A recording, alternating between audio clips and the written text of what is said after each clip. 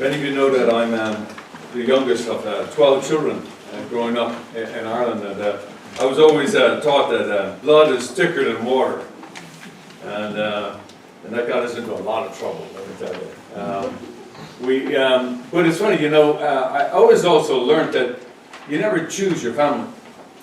Right? You can't, well, I'll like you and I'll take you, I'll like you and I'll take you, but you guys won't go away. Although later in life, we were always proud of that we, as a family, while my mother and father were still alive, we were always united. We'd gather anywhere around the world, we would gather for anything and anything. And then when my father died, it was my mother who kept us together. And then when our mother died, all bets were off. And then sadly, there was breaks in the family. There was all sorts of different things that happened. Old fights that took on new flavors and new memories, or maybe embellished memories, and then the family, it maybe isn't so tight. We still gather, we're still civil, but we're not like the way we used to be. I think part of it is, John on the bus was talking about how your mother and your father play such an important. Mothers play a role in gathering family together, and they hold it together in ways that we can never really fully understand. But we don't choose that family. It's always an important family to us. And that's why it's so hard for us to hear in the scripture passage that Jesus, his mother is sitting outside the house as he's preaching, and he says, my mother and my brother, who are they? Anyone who does my word. It's like he sounds like he's rejecting his mother, and his brothers would have been the equivalent of his cousins. That's the term that they call everyone brothers and sisters in that time. Well, what's funny is that's not how I see it. I see it as more inclusive than exclusive, because what he does with her, he gives example as Mary, and everyone knew how much he loved his mother, because he was very close to his mother all the time. And bear in mind, his mother followed him in his adult life. We now believe that his father Joseph was dead at this point, and Mary was following Jesus all the time, because she would have had nowhere else to go. So Jesus took her and brought her, which would have been very hard on the road for her. But so that was never a question that he loved her. Then why did he say this? Because he was trying to use the example of her as a way to be inclusive of everyone. But if everyone believes like my mother, then you will be my family. You will be the chosen family. Not the unchosen family, but the chosen family.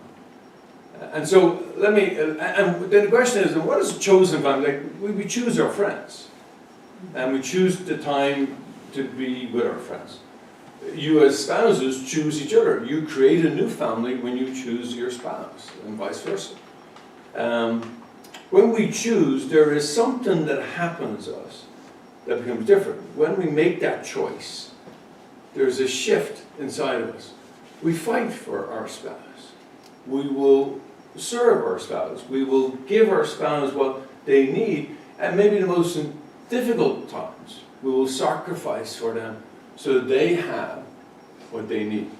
How many of you as spouses have sacrificed up your own career so that your spouse could have a career that they wanted? How many of you have moved from city to city to follow your spouse so that your spouse can have what they have, what they've always dreamed? Or maybe you haven't moved and you have not, but you have sacrificed in other ways. You have accommodated their needs in their life to do what they need to do. And maybe now, for some of you, that's getting switched around. They're doing for you what you did for them for so many years. It is a give and take. But it is that commitment. It is that choice that matters. And it goes to the last day of our lives. Now, as you know, I'm not married, even though some of the people were trying to match me up with somebody. I think of this sacrifice. I mean, the only sort of team I chose, other than my modern life as a priest, is I remember the days of playing rugby. When I played rugby, for those of you, rugby is a big sport in Ireland. But that was a chosen family for me. And we sacrifice for each other. We do incredible amounts of training together. And then we were expected to train outside of that. And then we were expected to show up for the game. We were expected to show up before the game, show up after the game for the celebrations. We were expected, there was all sorts of expectations, which we had no problem with doing. And we sacrificed ourselves, and sometimes even our bodies, because we would get badly injured. You would keep going on for the sake of the team. I look at those sacrifices, and I look at my own life as a priest. I give in those sacrifices as well as you do for your spouse. I do for the community. I give up a lot of my own autonomy so that the community can have what they need. And many of you know that. But here's what's common for all of us. We all chose to come on this pilgrimage. This was your chosen. I mean, nobody forced you to come. This was your choice. Now, some of you may have waited longer than others to make that choice, but ultimately, you chose to be here. And for some reason, that choice is important for you now.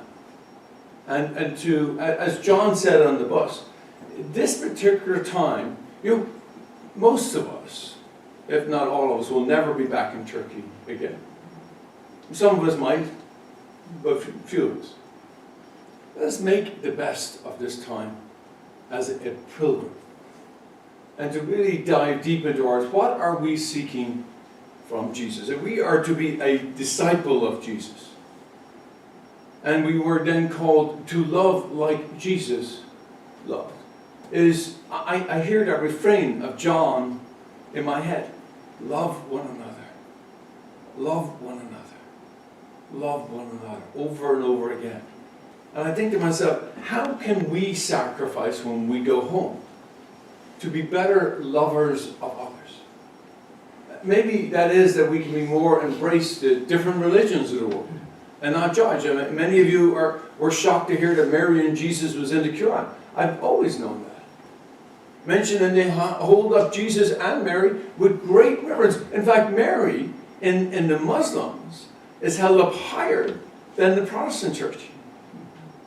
They revere her. There's statues of Mary all over the Muslim world. So could we become more tolerant of other religions?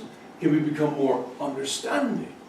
Not the radical version, but the ordinary person who's trying to believe in the one God. We do all believe in that one God. That is true. What does that look like for us in our own life? And how can we... I love what John said as you're just outside. He said, how are we willing to fight for our faith? Not violent fight, but I would like to say, as in sacrifice fight. What are we willing to give up and give over so that we can truly witness the love that God has for us? Now, maybe that may be something as simple in your own family as not having the last word. That you're going to give up always having to have the last word in a conversation. And that's your sacrifice. Maybe it's in your family, and your kids who may have left the church or struggle with church, that you're not going to give your cheap shot punts at them about missing Mass. That you're going to love them where they're at, but witness to the love in your life. Maybe it's for the extended family, that you're going to witness and talk about what we did on this journey in a gentle and kind way, to testify that this was special. And maybe for our wider community, we can do some works of charity. Get involved in giving yourself up for the sake of others who have no family, who have no unchosen family or chosen family they seem to care for them anymore. And that we become that chosen family for them. That we become the ones who will love them. Now, I think John is right. We need to fight for our faith, as in sacrifice our faith, witness to our faith. But what is that? Is love and kindness will win every single time. So let's fight with love, because that is a light that keeps shining brightly. That will win over every argument. Let us love one another. Let us love one another. Let us love